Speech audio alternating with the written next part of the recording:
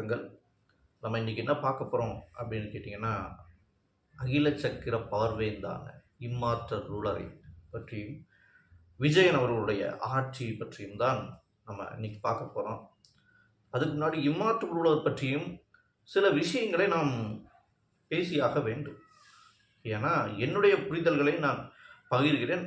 நிறைய அன்பு உறவுகள் கோவிச்சுக்காதீங்க. உங்களுடைய புரிதல்கள் என்னுடைய புரிதல்களுக்கு ஒத்து வராமல் போகலாம். என்னுடைய புரிதல்கள் மட்டுமே உண்மை என்று நான் ஒருபோதும் வாதிடுபவன் அல்ல.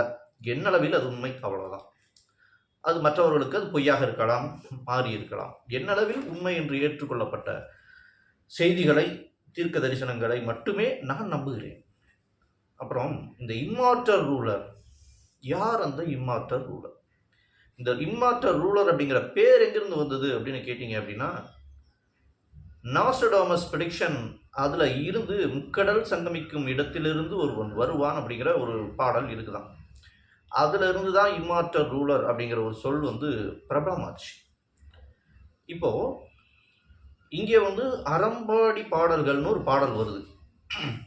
அந்த பாடல்களிலால் என்ன பண்றாங்க, நிறைய மக்கள் குரூப்பா கூடுறாங்க.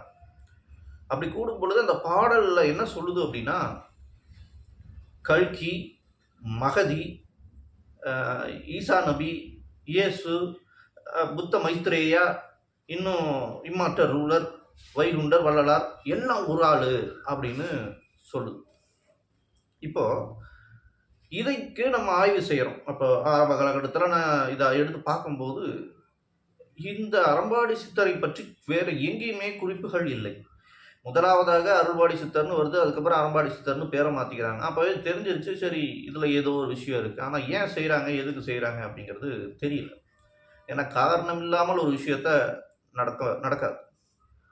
அப்போது அதில் அது பொய்ன்னு நிரூபிக்கிற மாதிரி நமக்கு கிடைச்ச விஷயங்கள் தான் ஹாட் டாபிக். சொல்ல போனோன்னா, அந்த பாடலை டீகோட் செஞ்சு அவருடைய முகவரி, அதாவது அந்த கல்கியுடைய முகவரியாக அதில் எழுதப்பட்டிருக்கும். அந்த முகவரியை தேடி போய் பார்க்கும்போது அங்கே இருப்பவர் பாடலை வெளியிடுகிற ராதாகிருஷ்ணன். அதே மாதிரி இந்த பாடலுடைய நாயகனும் ராதாகிருஷ்ணன் என்றுதான் பேரே வருகிறது. அப்படிங்கும் போது ரொம்ப தெளிவாக தெரிகிறது அந்த பாடல் பொய். அது மட்டுமல்ல, கல்கி என்றால் யாரு? ஆரம்ப காலகட்டத்தில் துரை அவர்கள், சாந்தன் அவர்கள் எல்லாருமே என்ன சொன்னாங்க அப்படின்னா, இயேசு, நபி, இமாம் மகதி, ஈசா நபி, வள்ளலார், வைகுண்டர், அப்புறம் கல்கி, அப்புறம் இங்கே தோன்றுகிற இம்மார்டல் ரூலர் எல்லாம் ஒரே ஆளு அப்படின்னு சொல்லி முடிச்சிட்டாங்க. அப்படியே எல்லாம் பின்பற்றிட்டு இருந்தாங்க. அப்போ உண்மை என்னன்னு சொல்லி நம்ம கல்கியை பற்றி சொல்லியிருக்கிற விஷ்ணு புராணம், கல்கி புராணம், பாகவத புராணம், பௌஷ்ய மாளிகா இவற்றையெல்லாம் நம்ம ஆய்வு செஞ்சு பார்க்குறோம். அப்படி ஆய்வு செஞ்சு பார்க்கும்போது தான் நமக்கு ஒரு உண்மை தெரியுது. என்ன உண்மை அப்படின்னா, பௌஷ்ய மாளிகாவில் ரொம்ப தெளிவாக சொல்லுது. அதாவது ஒரிசாவில் ஒரு நதிக்கரை ஓரத்தில் அந்த கல்கி எனப்படுபவர் பிறக்கிறார். அவருடைய அப்பா பேர், அம்மா பேர் எல்லாமே அந்த இதில் தெளிவாகவே எழுதியிருக்கிறாங்க. ஆனால் இங்கே சொல்கிறவங்க என்னென்னா, இங்கே கன்னியாகுமரி சைடில் இருந்து கல்கி வருவார்னோ நமக்கு தெளிவாகவே தெரியுது. கல்கி என்பவர் பௌஷ்ய மாளிகாவின் படி ஒரிசாவில் தான் பிறக்கப் போகிறார். அடுத்து மகதி அவர்கள் எங்கு பிறக்கிறார், எங்கு கண்டறியப்படுகிறார் என்று சொன்னால், மெக்கா, மதினாவில் அவர் கண்டறியப்படுகிறார். அவர் வருவதற்கு நிறைய அடையாளங்களையும் குரான் சொல்லி இருக்கிறது. இப்போ ஈசா நபி அப்படிங்கிறவரை இயேசு எங்கு வெளிப்பட போகிறார் என்று சொன்னால், எப்படி அந்த சீனாய் மலையிலிருந்து போனாரோ அதே மலைக்கு அப்படியே போன மாதிரியே இறங்குகிறார். அந்தி கிறிஸ்துவை அவர்தான் கொள்கிறார் அப்படிங்கிறது தான் பைபிள் சொல்லக்கூடிய ஒரு வாசகம். அப்போ இங்க என்ன அப்படின்னா, இயேசு என்பவர் வேறு, ஈசா நபி என்பவர் வேறு, மகதி என்பவர் வேறு, கல்கி என்பவர் வேறு, இங்கே வருகிற இம்மார்டல் ரூலர் என்பவர் வேறு என்பதைத்தான் நான் ஆரம்பத்திலிருந்தே சொல்லி கொண்டிருக்கிறேன். அப்ப இது எல்லாத்தையும் ஒன்றுன்னு சொல்லி ஒரு பாடலை உருவாக்கி அந்த பாடலை பார்த்து கொண்டிருந்த அத்தனை பேரையும் ஒரு புள்ளியில் இணைத்து விட்டார்கள். அது எதுக்குன்னு நமக்கு தெரியல.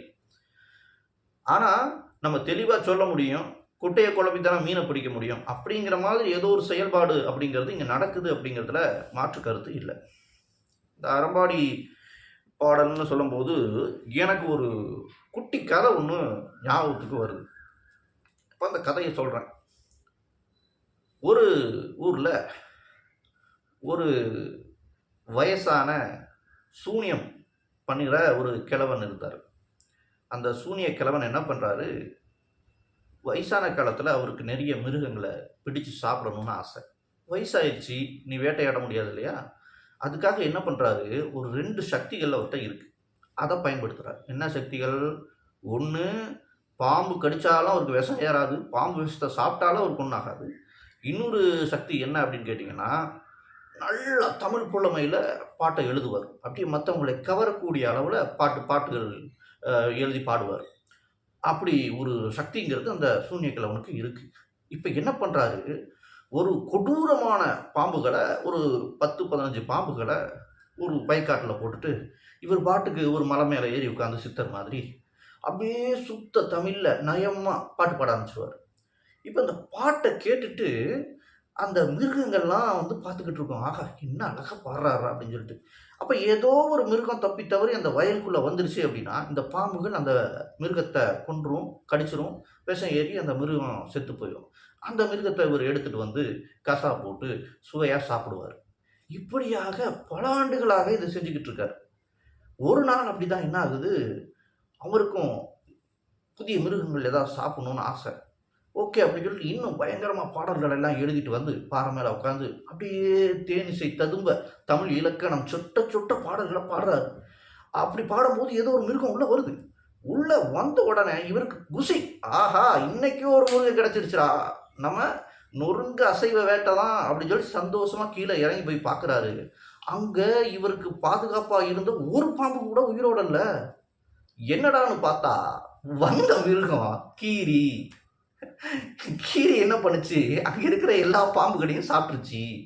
அப்போது அந்த சூனிய கிழவன் என்ன பண்ணுறாரு, உடனே ஒரு பாட்டு எழுதுறாரு. கீரியே கீரியே தீய சக்தி கீரியே அப்படின்னு மனம் விரும்பி அந்த ஏமாற்றம் அடைந்த சூனிய கிழவன் பாடல் எழுதுகிறார். இந்த கதை வந்து ஏமாற்றி கொண்டிருப்பவன் ஒரு நாள் ஏமாறுவான் அப்படின்னு ஒரு நீதிக்காக சொன்ன குட்டி கதை. யாரும் தவறாக எடுத்துக்கொள்ள வேண்டாம். சரி, அடுத்தது போயிடுவோம்.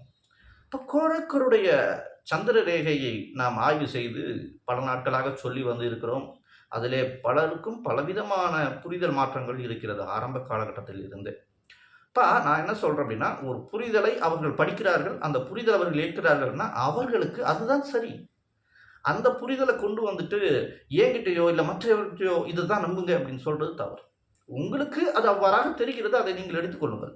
இல்லை நீங்கள் ஒரு யூடியூப் சேனல் ஆரம்பித்து உங்களுடைய கருத்துக்களை சொல்லலாம். இதான் நடக்க போகுது அப்படின்னு ஒரு கருத்தை சந்திர ரேகையில் இருந்து எடுத்து சொல்லலாம். அதை விட்டு அவர் சொல்வது தவறு, இவர் சொல்கிறது தவறு அப்படிலாம் பேசக்கூடாது. அதே மாதிரி சந்திர ரேகையை ஆய்வு செய்பவர்களை நாம் 100% நான் வரவேற்கிறேன். ஏன்னா கோரக்குருடைய அருள் இல்லாமல் சந்திர ரேகையை எடுத்து பொருள் சொல்வது என்பது இயலாத காரியம். அப்போது அவங்க சொல்கிற பொருட்கள் என்ன அடுத்த காலகட்டத்தில் நடக்க போகுது அப்படிங்கிறத பொறுத்து தான் அவங்களுடைய அந்த தீர்க்க தரிசன ஆய்வு சரியானதா, சரியான வழியில் இருக்கிறதா என்பது புலனாகும். நம்மை பொறுத்தவரையில் நான் மீண்டும் மீண்டும் தெளிவாக சொல்லிக் கொள்கிறேன். தெளிவாக விஜய் அவர்கள் வருவார் என்பதை நீங்கள் மே 3ஆம் தேதி அதுக்கு முன்னாடி போட்ட வீடியோக்கள் எல்லாம் கூட எடுத்து பாருங்க. ரொம்ப தெளிவாக நான் அதை சொல்லியிருப்பேன். அவர் தான் வருவார்னு அடித்து சொல்லியிருப்பேன். ஸோ அது வந்து நம்ம சந்திரரேகைகள் வந்து நம்பின ஒரு விஷயம். இப்போது அடுத்தடுத்து என்ன நடக்க போகுது அப்படின்னு கேட்டிங்கன்னா, குறைஞ்சது 2030களில் 4 வருடம்னு சொல்கிறாங்க இல்லையா, அந்த 4 வருடம் சேர்த்தா 30. 30ல் அவர் வரணும். உறுதியாக இம்மார்டல் ரூலர் இன்று நம்மிடையே தான் வாழ்ந்து கொண்டு இருக்கிறார். சமகாலகட்டத்தில் தான் அவர் நம்முடனே இருக்கிறார். இன்னும் தெளிவாக சொல்லணும் அப்படின்னா, நான் சொல்கிற மாதிரி 2030 2033 2 இடத்துல அவர் உறுதியாக ஏதோ ஒரு இடத்துல வெளிப்பட்டு விடுவார். அவர் 50 கடந்தவரா, 50க்கு உள்ளே இருக்கிறவா, இல்லை கல்யாணம் பண்ணாதவரா, கல்யாணம் பண்ணினவரா, ஆனா பெண்ணா, 30 2033 இதைத்தான் நான் உறுதியாகவே நம்புகிறேன். வரக்கூடியவர் ஆணாகவும் இருக்கலாம், பெண்ணாகவும் இருக்கலாம். அதே மாதிரி இம்மார்டல் என்ற பெயர் வைத்ததுக்காக அவர் சாகவே மாட்டார் அப்படிங்கிற பொருள் அல்ல. இதை வந்து நீங்கள் பாஸ்கர் மோகன்ராஜையாவுடைய அந்த சேனலில் நீங்கள் அவர் இன்னைக்கு நேற்று போட்டிருந்த அந்த காணொலியை பார்த்தீங்கன்னா உங்களுக்கு தெரியும். ரொம்ப தெளிவாகவே சொல்லியிருப்பார். ஏன்னா ராமன் இறந்துருக்காரு. நீங்கள் புராணமாக இருந்தாலும் ராமன் இறந்துருக்காரு, கிருஷ்ணன் இறந்துருக்காரு, எல்லா இப்போ பரசுராமன் மட்டும்தான் உயிரோடு இருக்கிறாருங்கிற மாதிரி ஒரு கதைகள்லாம் இருக்கு.